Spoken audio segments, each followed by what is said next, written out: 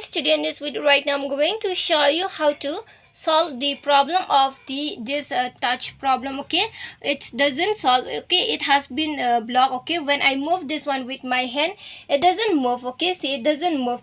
When I move with the mouse, it will be move. Okay, see, you can see here when I move with the mouse, it used to be moved, but with the hand it doesn't move. Okay, I used to move but it doesn't move. Okay, so friends, what you need to do is that here firstly you have to look at the keyboard. Okay, you can solve from this keyboard only. Okay, it's very easy. You just need to tap only one tap. Okay, it will be solved. Okay, so firstly what you need to do is that you can see from here this one. Okay, this symbol, you just click here. When you click here, you can see it has been available now.